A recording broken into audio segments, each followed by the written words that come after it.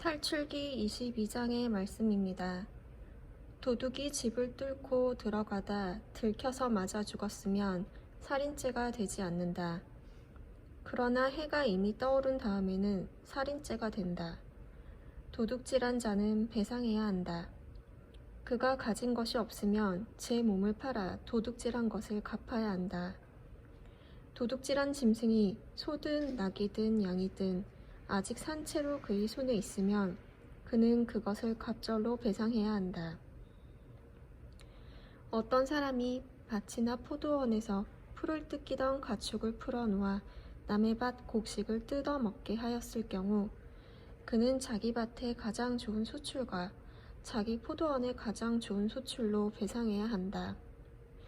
불이 나서 가시덤불에 옮겨 붙어 남의 낯가리나 거두지 않은 곡식이나 밭을 태웠을 경우 불을 낸 자는 자기가 태운 것을 배상해야 한다. 어떤 사람이 이웃에게 돈이나 물건을 지켜달라고 맡겼다가 그 집에서 도둑을 맞았을 경우 그 도둑이 잡히면 도둑은 그것을 갑절로 배상해야 한다. 그러나 도둑이 잡히지 않으면 그 집 주인이 이웃의 물품에 손을 대지 않았는지 밝히러 하느님께 나아가야 한다.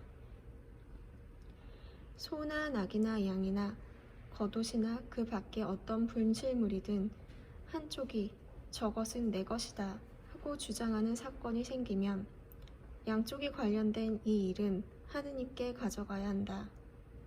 하느님께서 유죄 판결을 내리신 자는 상대방에게 갑절로 배상해야 한다.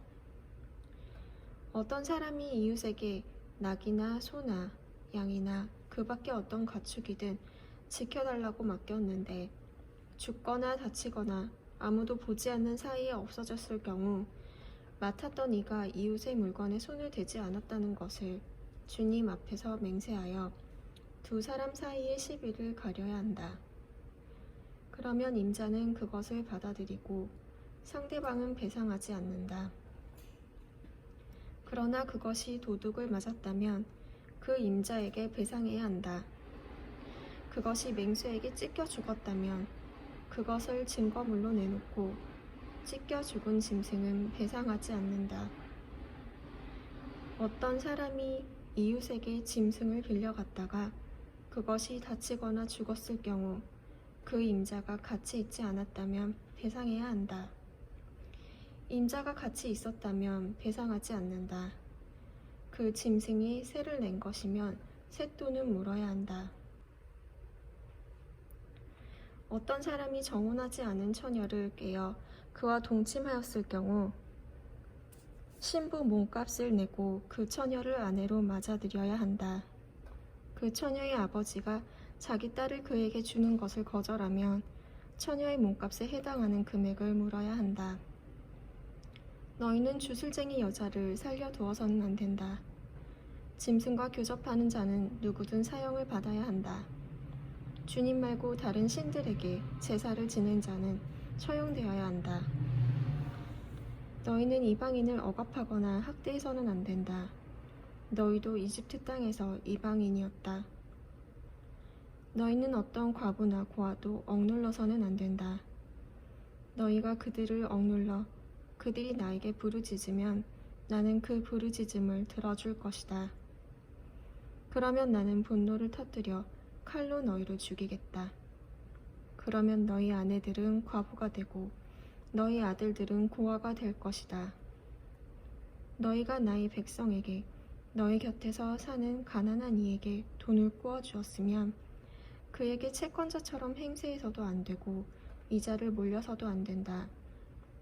너희가 이웃의 겉옷을 담보로 잡았으면 해가 지기 전에 돌려주어야 한다. 그가 덮을 것이라고는 그것뿐이고 몸을 가릴 것이라고는 그 겉옷뿐인데 무엇을 덮고 자겠느냐. 그가 나에게 부르짖으면 나는 들어줄 것이다. 나는 자비하다. 너희는 하느님을 욕하거나 너희 백성의 수정을 저주해서는 안 된다. 너희의 풍성한 수확과 과일즙을 나에게 바치기를 미루어서는 안 된다. 너희 아들들 가운데 마지는 나에게 바쳐야 한다. 너희 소와 양도 그렇게 해야 한다. 이래 동안은 어미와 함께 두었다가 여드렛 날에는 나에게 바쳐야 한다. 너희는 나에게 거룩한 사람이 되어야 한다. 너희는 들에서 맹수에게 찢긴 짐승의 고기를 먹어서는 안 된다. 그런 것은 개에게나 던져 주어야 한다. 주님의 말씀입니다. 하느님 감사합니다.